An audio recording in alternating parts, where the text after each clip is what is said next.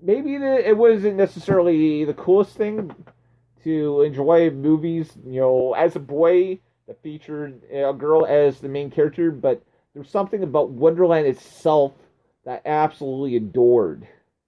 And so when they went off and did this movie, especially Johnny Depp playing the Mad Hatter, I really enjoyed it.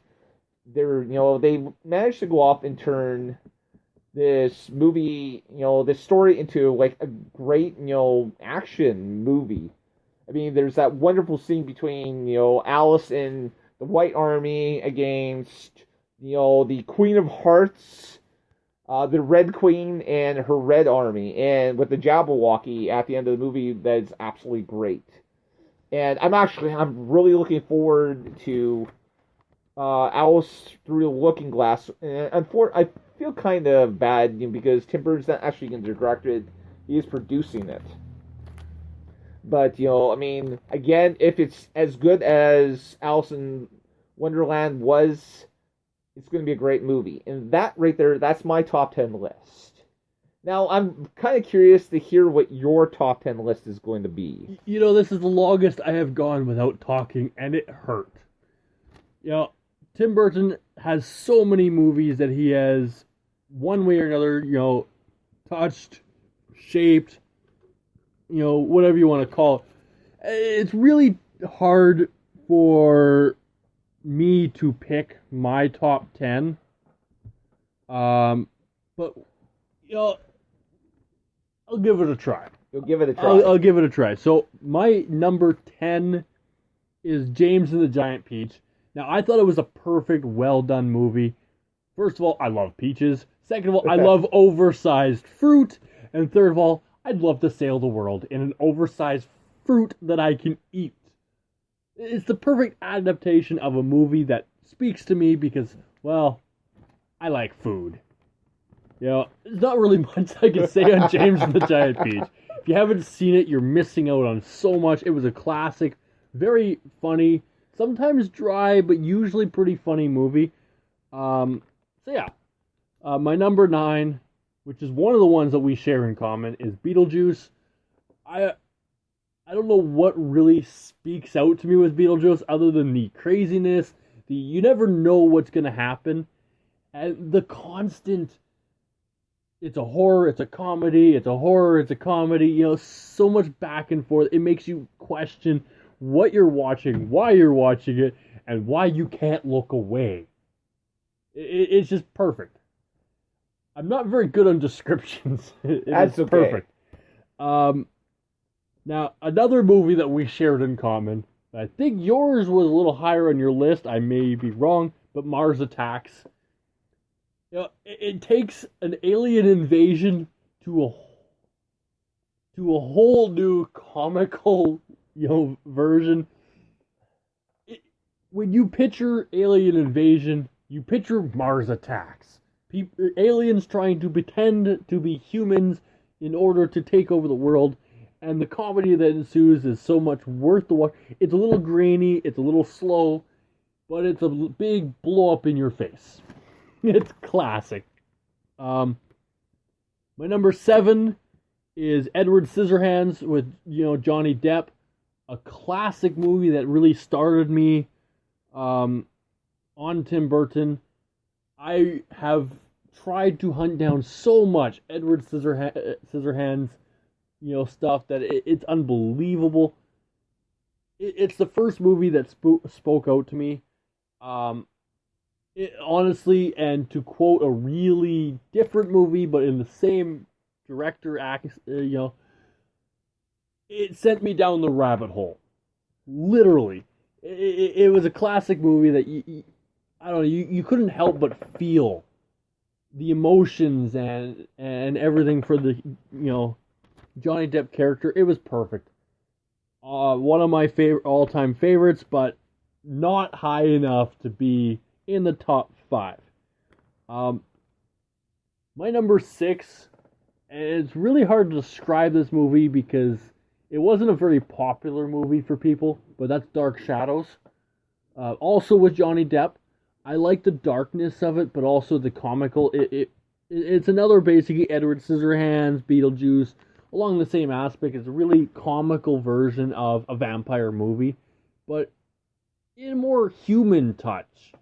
And it's very, entertaining to see the battle between Johnny Depp's character and the female character who is also immortal, and comedy ensues. And now into my top 5, where, it becomes more entertaining as we go. And our very last movie that we actually both say, and that is Alice in Wonderland. Because honestly, no movie is complete without a hookah-smoking caterpillar. The best part of Alice in Wonderland, other than the Twiddledee, Tweedledum, I've never been a huge Alice in Wonderland fan. It's really hard to get into it, but Tim Burton has made a movie look beyond appealing to me. And then you add Johnny Depp, Helen Bonham Carter, the hookah-smoking caterpillar, the Jabberwocky, and it just becomes this huge, enjoyable movie that I never thought could be possible. So Tim Burton, once again, works his magic on a movie that never really spoke to me until he actually worked with it. Number 4, Frankenweenie. And it speaks out to me for, unique reasons. Every boy who loses a cherished pet dreams of that pet suddenly waking up and coming back to life. And this is the perfect movie to go with that, because he becomes some sort of mad scientist and electrocutes his dog alive. And it's phenomenal. A lot of Tim Burton movies, if you haven't really seen the connection, it's about a boy and a dog. A lot of them, it has that dog. And if you really watch them in a certain order, you can see the dog and the boy growing from a very young age to when they're both dead.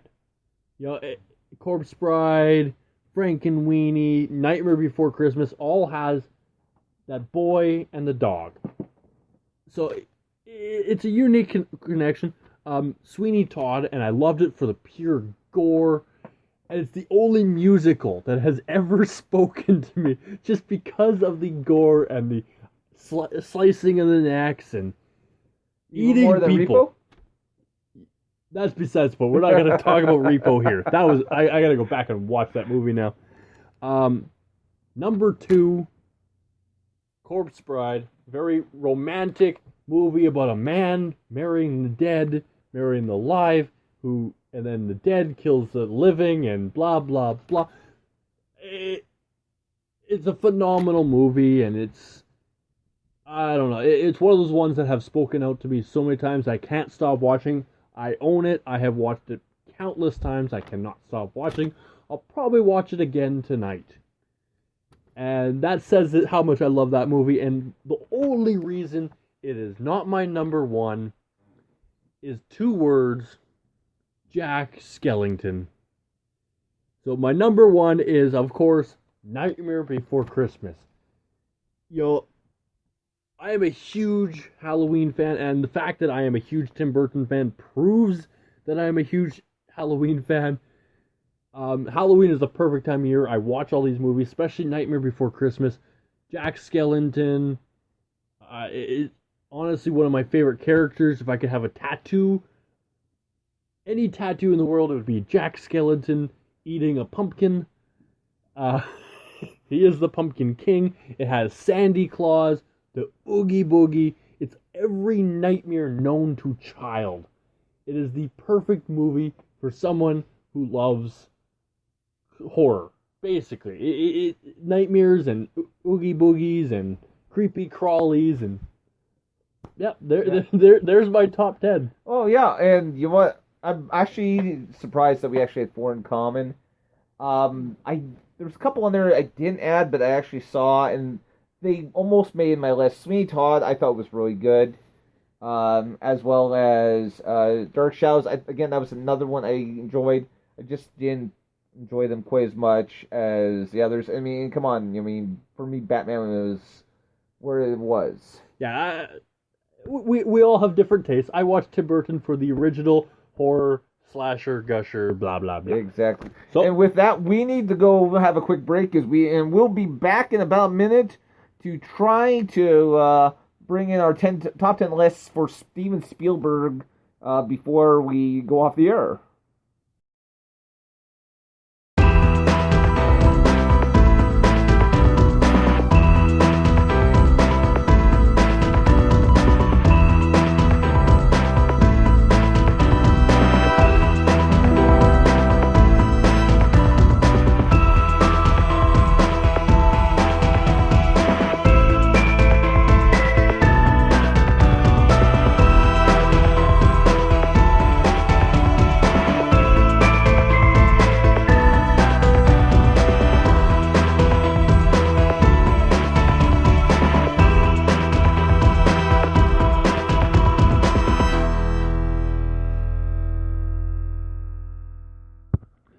hello everyone and welcome back to the Captain Fizz.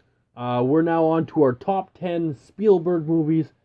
Another director, producer, writer who influenced a lot of what we watch and talk about. So we're going to get right into this, and our lists are nowhere going to be the same. I highly doubt. Spielberg has such a wide variety of movies, it's not even funny. So number 10 is The Goonies. I really don't have to say much on The Goonies. The Goonies pretty much speaks for itself. A bunch of kids and a monster who isn't a monster, but looks like a monster, but isn't a monster. Best way to describe it. It's a feel-good movie. Number 9, Letters from Iwo Jima, which is a very unique war movie about the Japanese side on, how they reacted when, the Americans and all of them invaded Japan. And it was a phenomenal movie. I saw it with my brother, and him and I both enjoyed this movie. And it honestly feels forever since I've watched this movie. So, I got to go back and watch it just for that memory there. Number 8, Saving Private Ryan. I think I've watched this probably 15 times. And one of my favorite war movies. Number 7. Schindler's List.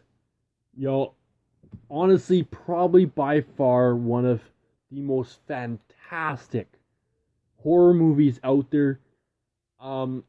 Very emotional, very dark, very twisted, but a phenomenal watch. So if you have not seen Schindler's List, I guarantee you need to watch it and you will enjoy it. Number 6 has a very important person that we have all seen his movies. We've all laughed at his movies. We've all enjoyed his movies, and that's Robin Williams in Hook. Very inspirational movie, very touching, and I've always enjoyed Captain Hook, and Peter Pan and all that, and Robin Williams was a phenomenal Peter Pan. Number 5, Jaws. You cannot go wrong with sharks eating people. The way they did that movie, they took a classic shark attack and made it terrifying. More terrifying than you would ever imagine. Number 4, Jurassic Park. The original Jurassic Park, not the remakes, not the second one, not the third one, not the one they just did. The original, where it all started, where it all should have stayed. A phenomenal dinosaur movie that I grew up watching. I enjoyed every moment of it. Number 3, Poltergeist. Another very more in my genre because of the type of movies that I enjoy, and a lot of Tim Burton actually inspired me to watch more of these genres. So that's a very huge thing. Now, my number 1 and 2 can be taken either which way because of the sheer impact that they both played in the cinema and with myself. And I wrote it one way, but I'm going to switch it just because of the fact of more emotional impact that these movies were for me. Number 2 was War of the Worlds with Tom Cruise. And I'm not a big Tom Cruise fan, but Dakota Fanning really mellowed him out a lot in that movie, and it was phenomenal. A really, it's what I picture what the world would become if aliens did come down